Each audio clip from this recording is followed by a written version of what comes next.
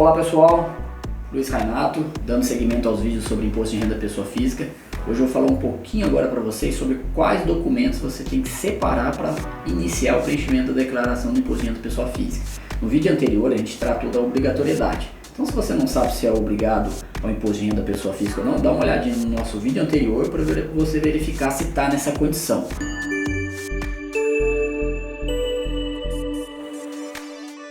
Então a primeira coisa que a gente sempre recomenda, muitas vezes não é possível, é a gente ir guardando os documentos do imposto de renda da pessoa física no decorrer do ano, porque às vezes chega no final do ano, vira aquela loucura, cadê a minha nota fiscal do médico, cadê meu recibo do dentista, cadê os comprovantes aqui de aluguel. Então a gente sempre recomenda que você faça essa dinâmica. Se não fez, vamos começar esse ano, se organiza, faz uma pastinha em casa aí, uma pastinha lá na nuvem, vai salvando esses arquivos para você ter uma organização do imposto de renda da pessoa física. Então, um dos primeiros documentos que você vai ter que organizar aí com o imposto de renda da pessoa física, qual é? É a sua declaração do ano anterior. A declaração do ano anterior, hoje a gente tem algumas maneiras de capturar ela. Ou seja, quando você for fazer a declaração, a gente vai mostrar isso um pouco mais em próximos vídeos, importando da declaração de imposto de renda da pessoa física do ano anterior, ou você tem a opção hoje de utilizar a senha GovBR, que é uma senha que o governo disponibiliza para ter acesso aos serviços públicos federais, né? Então com essa senha você consegue importar a sua declaração pré-preenchida. A declaração pré-preenchida o que nada mais é? Que você traz as informações do ano anterior que você que tinha feito a declaração, com mais informações que o governo já dispõe sobre o que aconteceu no ano aí com o seu CPF. Então você tem essa opção também. Dando seguimento aos documentos necessários para o imposto de renda, então a gente vai começar a separar uma série de documentos, né? Pode ser que você tenha esse documento ou não, mas um dos principais documentos importantes é os informes de rendimento. Quando a gente fala de informe de rendimento, primeiro, se você é um CLT, você vai ter um informe de rendimento lá da sua empresa, né? Que ela vai estar consolidando todos os rendimentos que ela pagou no ano anterior para você.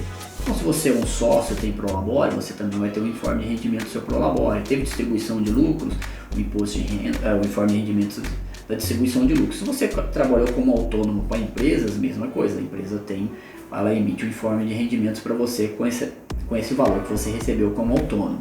Um outro bem comum é se você recebe aluguéis. Então eu tenho um imóvel alugado, né?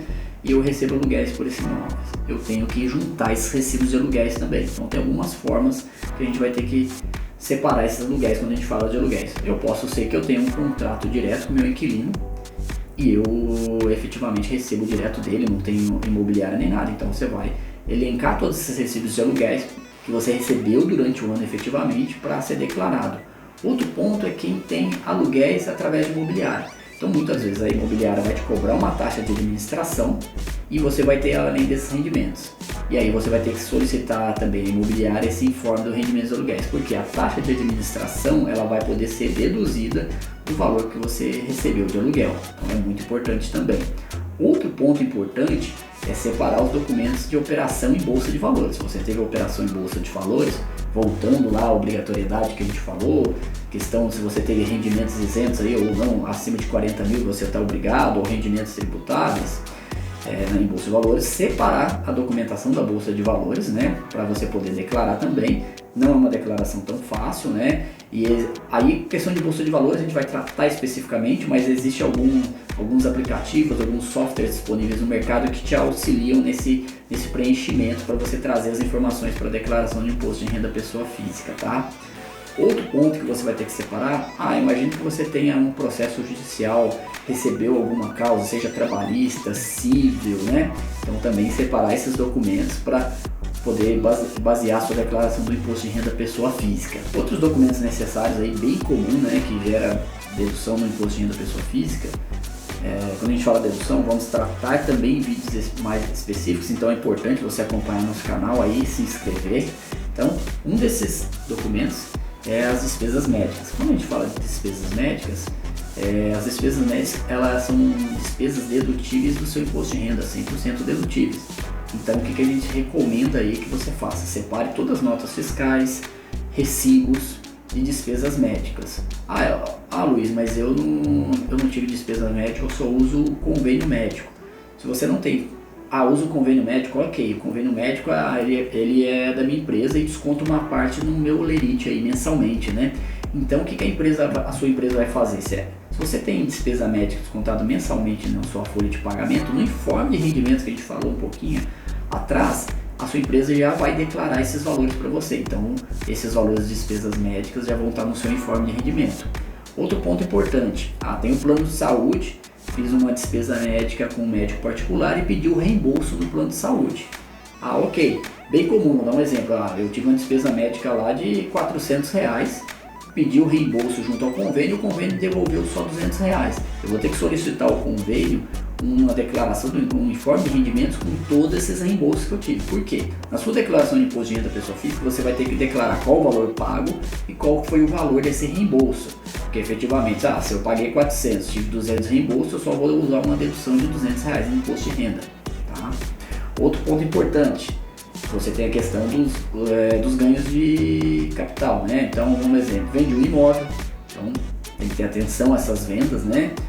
Porque a receita basicamente você tem um prazo, então vendi um imóvel, tive o recebimento, qual que é o prazo que eu tenho esses impostos? Se eu tiver imposto para recolher, eu tenho até 30 dias do mês subsequente a essa venda, então é muito importante você se atente a esses prazos, mas você vai precisar dessas informações agora no seu imposto de renda da pessoa física.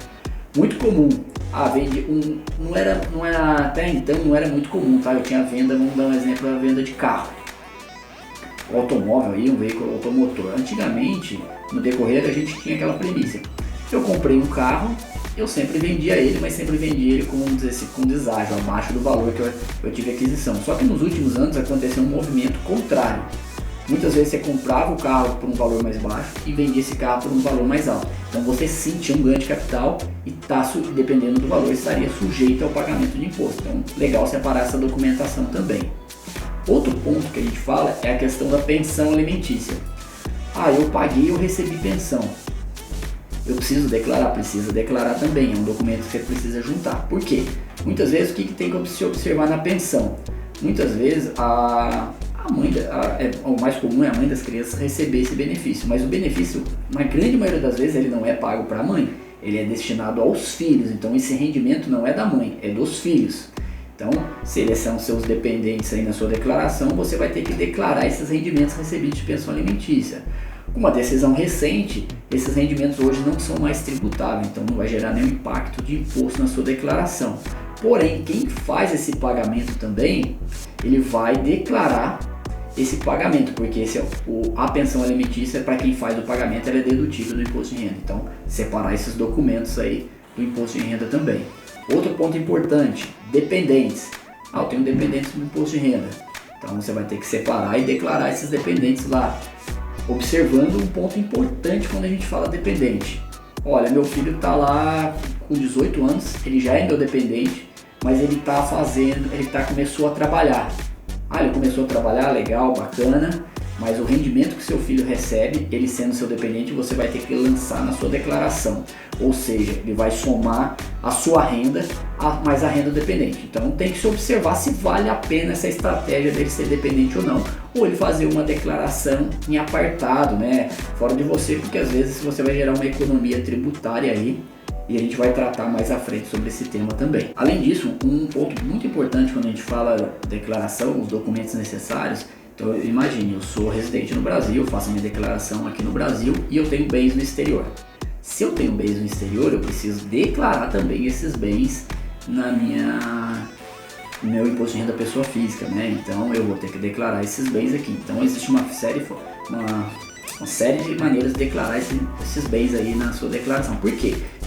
Quando eu falo de bens no exterior, eu posso ter um imóvel no exterior que eu comprei, eu posso ter uma conta. Hoje o que é muito comum, né? A gente tem essas contas globais, que é uma conta que se abre no Brasil e você tem uma conta em dólar, em euro, então esses valores vão ser declarados no seu imposto de renda pessoa física também. E aí a gente tem uma peculiaridade que é bem comum não, né? Isso é absurdo falar que é bem comum, mas se você tem um bem acima de $1 milhão fora do país, você também tem que fazer uma declaração anual ao Banco Central. Geralmente essa declaração é no começo do ano, em regra, geralmente você tem que entregar ela até o dia 5 de abril, mas é uma declaração apartada no imposto de renda pessoa física, eu não vou tratar aqui nesses assuntos, tá? Outra informação que você vai separar aí para o seu imposto de renda pessoa física. Ou se você teve restituição no ano anterior, recebeu em conta, separa esse valor que vai ser declarado também, porque é um valor que entrou para você, então você vai declarar lá como um rendimento isento essa restituição de pessoa física. E observando também se teve sentença, processo trabalhista, alguma coisa, separa todos esses documentos que você vai precisar. Processo trabalhista principalmente, que você vai precisar, porque a gente tem muita questão de malha fina no processo trabalhista, né? Então, processo trabalhista, geralmente você já tem que ter todo o processo. A gente já recomenda que você separe todo o seu processo, desde a petição inicial até a conclusão do processo. Separe o recibo que foi pago ao advogado, porque esse recibo ele pode ser deduzido dos rendimentos que você recebeu eventualmente no processo trabalhista. Então, no processo é importante separar essas informações. E um último aqui para a gente finalizar dos documentos mais importantes aí para sua declaração de imposto de renda pessoa física é os eventualmente empréstimos que você veio a ter durante o decorrer do ano. Então, também vai ter que pegar o informe de rendimento. Geralmente no informe de rendimento dos bancos você já tem um consolidado lá e ele já detalha para você o que foram esses empréstimos. Esses empréstimos a gente tem um local específico para lançar e você vai lançar basicamente o saldo que você tem devedor em 31/12 e quanto você pagou no decorrer do ano desse empréstimo. Então, a Receita quer saber qual que é o seu saldo devedor e qual que foi o valor pago. Então, separa essa documentação também. Então, pessoal, eu acho que basicamente a gente fez uma apanhada dos principais documentos que a gente precisa para o imposto de renda pessoa física. Ficou alguma dúvida quanto à documentação? Volta um pouquinho o vídeo, dá uma olhada aí nos documentos se você pode precisar, né? Importante, organize essa documentação, separe essa documentação, porque quando a declaração iniciar, a Receita autorizar e liberar o programa, você já tenha tudo em mãos para começar a fazer o imposto de renda e seja um processo bem fácil e rápido, né? Não se esqueça, se inscreve no nosso canal, porque se inscrever no nosso canal você vai ter atualizações dos nossos vídeos, vai acompanhar nossos vídeos e na decorrer aí das próximas semanas, próximos meses a gente vai lançar vídeos sobre imposto de renda e de como preencher. Então até o nosso próximo vídeo, um abraço a todos.